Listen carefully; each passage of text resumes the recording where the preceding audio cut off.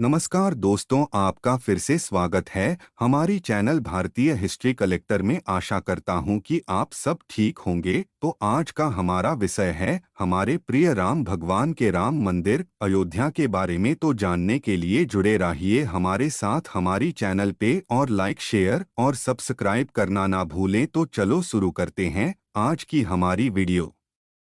राम मंदिर अयोध्या। राम मंदिर अयोध्या में राम जन्मभूमि के स्थान पर बनाया जा रहा एक हिंदू मंदिर है, जहां रामायण के अनुसार हिंदू धर्म के प्रमुख देवता भगवान श्री राम का जन्मस्थान है। मंदिर निर्माण की पर्यवेक्षण श्री राम जन्मभूमि तीर्थ क्षेत्र कर रहा है। 5 अगस्त 2020 को भारत के प्रधानमंत्री श्री नरेंद्र मोदी द्वारा भूमि पूजन अनुष्ठान किया गया था और मंदिर का निर्माण आरंभ हुआ था। इतिहास। श्री हरि विष्णु के एक अवतार माने जाने वाले श्री राम एक व्यापक रूप से पूजे जाने वाले हिंदू राजा हैं।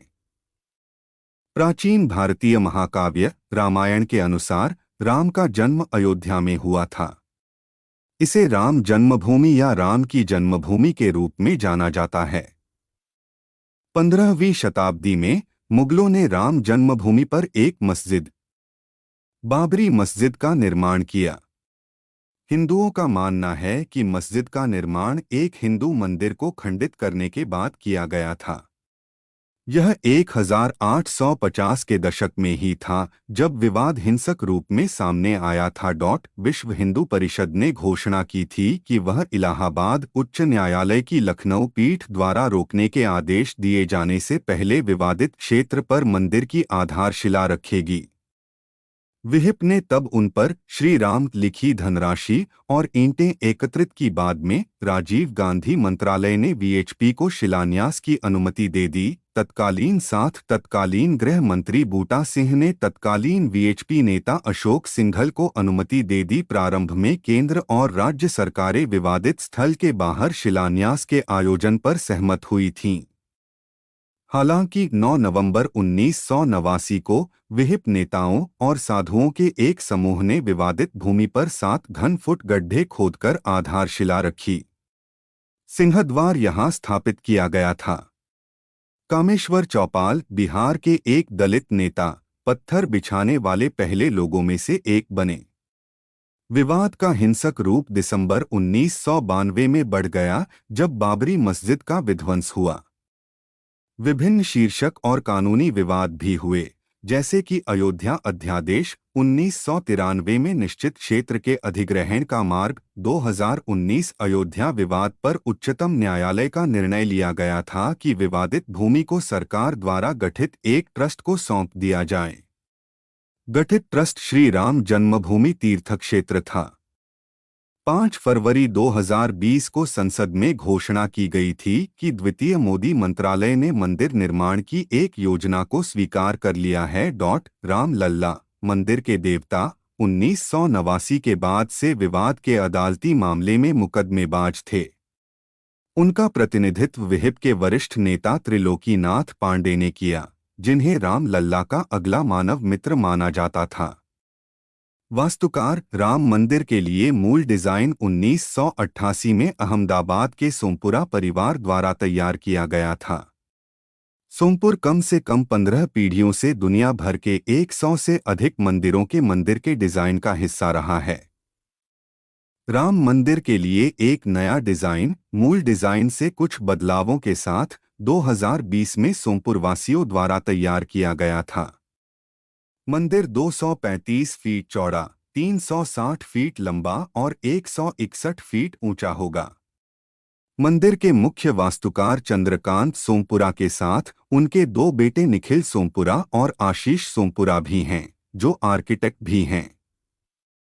सोमपुरा परिवार ने राम मंदिर को नागरा शैली की वास्तुकला के बाद बनाया है, जो भारतीय मंदिर वास्तुकला के प्रकारों में से एक है।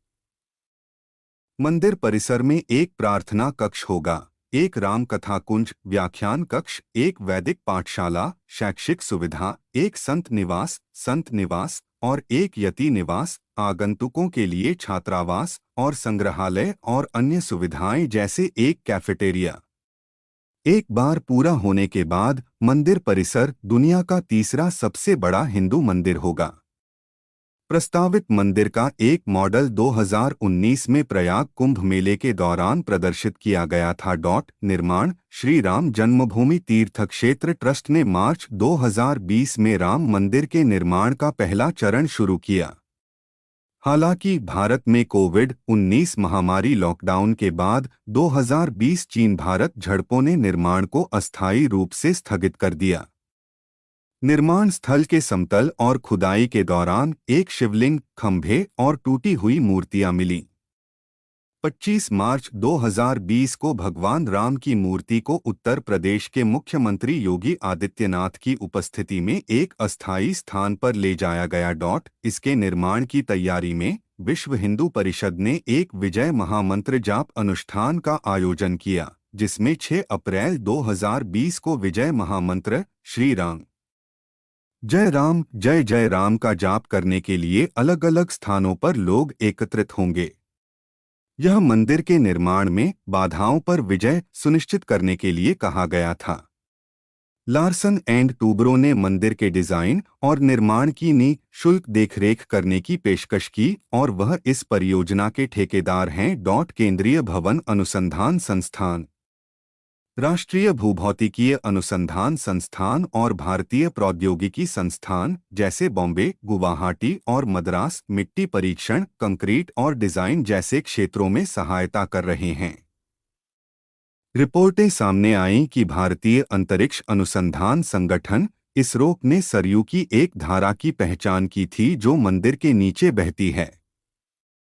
राजस्थान से आए 600,000 क्यूबिक फीट बलुआ पत्थर बंसी पर्वत पत्थरों से निर्माण कार्य पूरा किया जाएगा।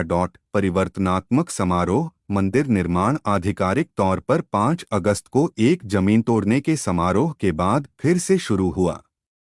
3 दिवसीय वैदिक अनुष्ठानों को जमीन तोड़ने के समारोह से पहले आयोजित किया गया था, जो कि भारत के प्रधानमंत्री नरेंद्र मोदी द्वारा आधारशिला के रूप में 40 किलो चांदी की ईंट की स्थापना के आसपास घूमता था। 4 अगस्त को रामार्चन पूजा की गई। सभी प्रमुख देवी देवताओं को निमंत्रण दिया गया। भारत भर में कई धार्मिक स्थानों से भूमि पूजन, मिट्टी और पवित्र पानी के अवसर पर त्रिवेणी संगम नदियों के गंगा, सिंधु, यमुना, सरस्वती पर प्रयागराज, कावेरी नदी पर तालकावेरी, कामाख्या मंदिर असम और कई अन्य लोगों में एकत्र किए गए थे। आगामी मंदिर को आशीर्वाद देने के लिए देश भर के विभिन्न हिंदू मंदिरों, गुरुद्वारों और जैन मंदिरों से मिट्टी भी भेजी गई। इनमें से कई पाकिस्तान में स्थित शारदा पीठ थी। मिट्टी को 4 धाम के 4 तीर्थ स्थानों के रूप में भी भेजा गया था। संयुक्त राज्य अमेरिका, कनाडा और कैरिबियन द्वीपों के मंदिरों ने इस अवसर को मनाने के लिए एक आभासी सेवा का आयोजन किया। टाइम्स स्क्वायर पर भगवान राम की छवि दिखाने की योजना भी बनाई गई। हनुमानगढ़ी के 7 किलोमीटर के दायरे के सभी 7,000 मंदिरों को भी दिया जलाकर उत्सव में शामिल होने के लिए कहा गया।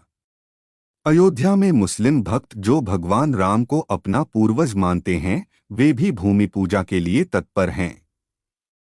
इस अवसर पर सभी धर्मों के आध्यात्मिक नेताओं को आमंत्रित किया गया था। 5 अगस्त को प्रधानमंत्री नरेंद्र मोदी हनुमानगढ़ी मंदिर में हनुमान की अनुमति के लिए गए थे।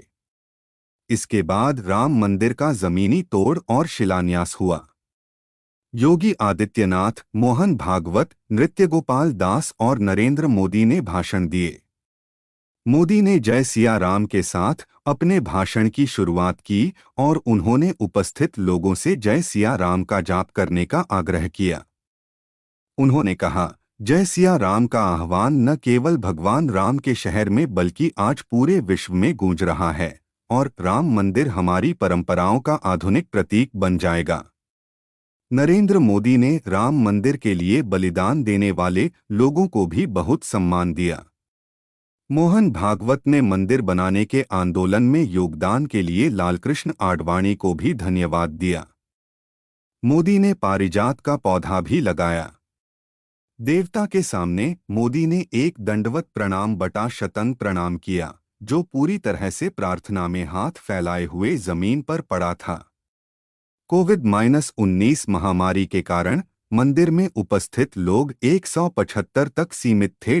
देव राम लल्ला विराजमान के शिशु रूप राम का एक अवतार विष्णु मंदिर के भगवान है।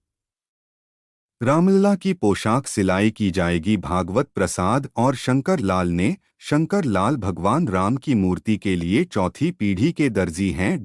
तो दोस्तों, आज की हमारी वीडियो यही समाप्त होती ही। तो आप सब कमेंट में बताइए कि हमारी वीडियो कैसी लगी आप सबको, और भारत के मंदिरों का इतिहास जानने के लिए जुड़े रहिए हमारे साथ हमारी चैनल पे, और हमारी चैनल को लाइक शेयर सब्सक्राइब करना ना भूलें। तो मिलते हैं हमारी नई वीडियो में, तब तक जय श्री राम।